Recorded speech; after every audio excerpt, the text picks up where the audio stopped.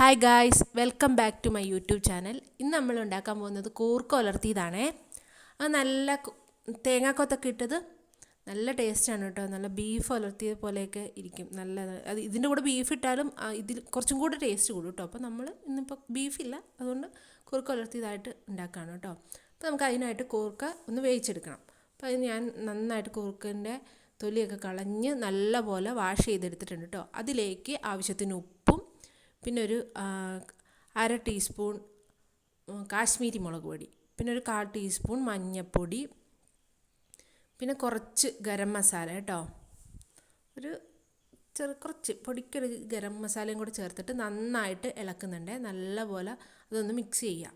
എന്നിട്ട് അതൊന്ന് മുങ്ങിക്കിടക്കാൻ പാകത്തിന് മാത്രം വെള്ളം ഒഴിക്കുക കേട്ടോ. ഇത് ഒന്ന് ചെറുതായിട്ടൊന്ന് അതേ അളവിൽ മുങ്ങിക്കിടക്കാൻ പാകത്തിന് വെള്ളം ഒഴിച്ചിട്ട് നമുക്കത് വേവിച്ചെടുക്കാം. അധികം വെന്ത് പോകരുതേ, ഒരു മീഡിയം ആയിട്ട് വേവുള്ളൂ. ഒരുപാട് വെന്തങ്ങ് ഉടഞ്ഞു പോകാൻ പാടില്ല കേട്ടോ. അപ്പോൾ നമുക്ക് ഇനി ഇത് അടച്ച് വേവിക്കാൻ വെക്കാം. ഓക്കെ, അപ്പോൾ ഞാനിത് അടച്ച് വേവിക്കാൻ വെച്ചിട്ടുണ്ട് കേട്ടോ. പിന്നെ ഇതിലേക്ക് വേണ്ട ബാക്കിയുള്ള സാധനങ്ങൾ നമുക്ക് നന്നാക്കിയെടുക്കാം. അതിനായിട്ടൊരു സവാള വേണം കേട്ടോ.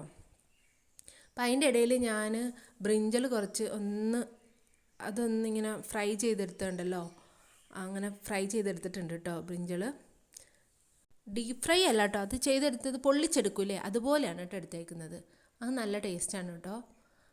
പിന്നെ നമുക്ക് ഇതിലേക്ക് വേണ്ട ഇതുണ്ടല്ലോ, സവാളയും അതൊക്കെ സവാള ചെറുതായിട്ട് അരിഞ്ഞെടുത്തിട്ടുണ്ട്. ഒരു 2-3 അല്ലി വെളുത്തുള്ളി ഉണ്ട്, പിന്നെ ഒരു പച്ചമുളക്, കുറച്ച് കറിവേപ്പില, പിന്നെ കുറച്ച് തേങ്ങാക്കൊത്തും കൂടി എടുത്ത് വെച്ചിട്ടുണ്ട് കേട്ടോ. അപ്പോൾ നമ്മൾ അതിനായിട്ട് ഒരു ചീനിച്ചട്ടി എടുത്ത് അടുപ്പത്ത് വെച്ചിട്ടുണ്ട്.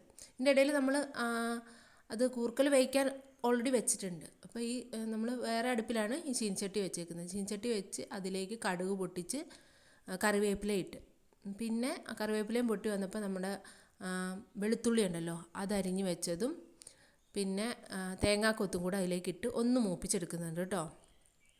അതൊന്ന് മൂത്ത് വരുമ്പോഴത്തേക്ക് സവാളയും കൂടെ അതിലേക്ക് ഇട്ട് കൊടുക്കുക. എന്നിട്ട് നന്നായിട്ട് ഇളക്കുക കേട്ടോ. സവാള നമ്മൾ അരിഞ്ഞ് വെച്ച് ഫുള്ള് ഇടണ്ടേ, കുറച്ച് ഇതിലേക്കിട്ട് കുറച്ച് നമുക്ക് ഒരു കുറച്ചെടുത്ത് മാറ്റി വെക്കണം കേട്ടോ. അപ്പോൾ ഇതിലേക്ക് കുറച്ചിട്ടിട്ടുണ്ട്. എന്നിട്ട് നല്ല പോലെ ഒന്ന് ഇളക്കി കൊടുക്കുക. നല്ല കളറ് നന്നായിട്ട് മാറി തന്നെ അതുപോലെ നമ്മൾ ഇളക്കി കൊടുക്കുന്നുണ്ട് കേട്ടോ. നന്നായിട്ട് ഇളക്കി കൊടുക്കുക. ഇനി നമുക്ക് ഇതിലേക്ക് ആവശ്യമായിട്ടുള്ള ബാക്കി പൊടികളൊക്കെ ചേർക്കുക. ഇതിൻ്റെ കളറ് നന്നായിട്ട് മാറി വന്നതിന് ശേഷം കേട്ടോ നമ്മൾ പൊടികളൊക്കെ ചേർക്കുന്നത്. അപ്പോൾ നമ്മൾ അതിലേക്ക് കുറച്ച് ചില്ലി ഫ്ലേക്സ് ചേർക്കുന്നുണ്ട് കേട്ടോ. അല്ലെങ്കിൽ കൊല്ലമുളക് ഉണ്ടെങ്കിൽ അതൊന്ന് പിച്ചിട്ട് കൊടുത്താലും മതി, അല്ലെങ്കിൽ ഒന്ന് ചതച്ചിട്ട് ഇട്ട് കൊടുക്കുകയാണെങ്കിൽ കുറച്ചും കൂടെ നല്ലതായിരിക്കും. അങ്ങനെ നമ്മൾ അത് ചേർത്തിട്ടുണ്ട്. പിന്നെ കാശ്മീരി ചില്ലി തന്നെയാണ്, കാശ്മീരി ചില്ലി തന്നെ ഒരു കുറച്ച് ചേർത്തിട്ടുണ്ട്. നമ്മൾ ഓൾറെഡി മറ്റേതിൽ ചേർത്തിട്ടുണ്ടല്ലോ, അപ്പോൾ ഇതിലേക്ക് കുറച്ച് ചേർത്തിട്ടുണ്ട്. പിന്നെ ചേർത്തേക്കുന്നത് മല്ലിപ്പൊടിയാണ് കേട്ടോ. മല്ലിപ്പൊടി അതുപോലെ ഒരു 1/4 ടീസ്പൂൺ ചേർത്തിട്ടുണ്ട്. പിന്നെ കുരുമുളക് പൊടിയും ചേർത്തിട്ടുണ്ട് കേട്ടോ. കുരുമുളക് പൊടി അതുപോലെ 1/4 ടീസ്പൂൺ കുരുമുളക് പൊടിയും കൂടെ ചേർത്തിട്ടുണ്ട്. നമ്മളിതാകെ ഒരു 3 പേർക്കായിട്ടാട്ടോ കണക്കാക്കി ഉണ്ടാക്കുന്നത്.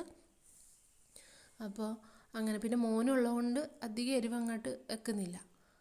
പിന്നെ നമ്മൾ ഓൾറെഡി നമ്മളത് നന്നായിട്ട് അതിൻ്റെ പച്ചമണമൊക്കെ മാറുന്ന വരെ ഒന്ന് വഴറ്റി കൊടുത്തിട്ടുണ്ട്. അത് കഴിഞ്ഞപ്പോൾ നമ്മുടെ കൂർക്ക നന്നായിട്ട് വെന്ത് കിട്ടിയിട്ടുണ്ടേ, ഉടഞ്ഞു പോകാത്ത രീതിയിൽ വെന്ത് കിട്ടിയിട്ടുണ്ട്. അപ്പോൾ നമ്മൾ ഈ മിക്സിലേക്ക് കൂർക്കയും കൂടെ ഇതിലേക്ക് ചേർത്ത് നല്ല പോലെ ഇളക്കി കൊടുക്കുക കേട്ടോ. നന്നായിട്ട് ഇളക്കി കൊടുക്കുക. അത് കഴിഞ്ഞ് നമുക്ക് ഇതിലേക്ക് ചേർക്കേണ്ടതാണ് കുറച്ച് ഗരം മസാല ഉണ്ട്, അത് ഇതിൻ്റെ മുകളിൽ കുറച്ചൊന്ന് തൂക്കി കൊടുക്കുക കേട്ടോ. കുറച്ച് ലേശം മതിയേ, അതൊന്ന് തൂക്കി കൊടുത്തിട്ട് ഒന്നും കൂടി നന്നായിട്ട് ഈ കൂർക്കൊന്ന് ഇളക്കി കൊടുക്കുക. അപ്പോൾ ഇതിൻ്റെ അകത്ത് കുറച്ച് വെള്ളം ഉണ്ടാകും. നമ്മൾ വേവിച്ചെടുത്തതിൻ്റെ ഒരു ചെറിയതായിട്ട് വെള്ളം എന്ത് വരുമ്പോൾ ആ വെള്ളം ഏകദേശം തീരും, എന്നാലും ചെറുതായിട്ട് കുറച്ച് വെള്ളമുണ്ട്. അപ്പോൾ അതൊന്ന് വറ്റി തന്നെ നമ്മൾ നന്നായിട്ട് ഇളക്കി കൊടുക്കുക. അത് കഴിഞ്ഞ് നമ്മൾ ബാക്കി വെച്ചിട്ടുണ്ടായിരുന്നല്ലോ, കുറച്ച് സവാള അരിഞ്ഞതിൻ്റെ കുറച്ച് വെച്ചിട്ടുണ്ടല്ലോ, അത് ഇതിൻ്റെ മുകളിലോട്ട് ഒന്ന് വിതറി കൊടുക്കുക കേട്ടോ. അപ്പോൾ ഇത് ഇങ്ങനെ നന്നായിട്ട് വഴറ്റാണ്ട് ഇങ്ങനെ കടിക്കാൻ കിട്ടുമ്പോൾ നല്ല ടേസ്റ്റാണ് കേട്ടോ. ഇതിൻ്റെ കൂടെ നമ്മൾ ബീഫൊക്കെ ഉണ്ടാക്കുമ്പോൾ നമ്മൾ ഇടാറുണ്ടല്ലോ ഇങ്ങനെ, അപ്പോൾ അത് നല്ലൊരു ടേസ്റ്റ് ഉണ്ടാവും. അപ്പോൾ അതും കൂടി ഇട്ടിട്ട് നന്നായിട്ടൊന്ന് ഇളക്കി കൊടുക്കുക കേട്ടോ. നല്ലപോലെ ഇളക്കി കൊടുത്ത് ഓക്കെ, ഇനി നമുക്ക് തീ ഓഫ് ചെയ്യാം. നമ്മുടെ കൂർക്ക ഉലർത്തി റെഡി ആയിട്ടുണ്ട്. നല്ല സ്മെല്ല് വരുന്നുണ്ട് കേട്ടോ, നല്ല മണമുണ്ട്, നോൺ വെജിൻ്റെ സ്മെല്ലുണ്ട് കേട്ടോ. അതിന് നല്ല പോലെ അതായിട്ടുണ്ട് കേട്ടോ.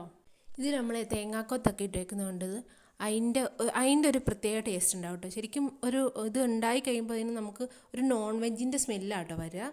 നോൺ വെജൊക്കെ ഉലർത്തിയെടുക്കില്ല, അതിൻ്റെ ഒരു സ്മെല്ലാണ് വരിക. നല്ല സൂപ്പറാണേ. അപ്പോൾ എല്ലാവരും ഒന്ന് ഉണ്ടാക്കി നോക്കുക കേട്ടോ. പിന്നെ നമ്മുടെ വീഡിയോ ഇത്രയേ ഉള്ളൂ. Okay, thank you.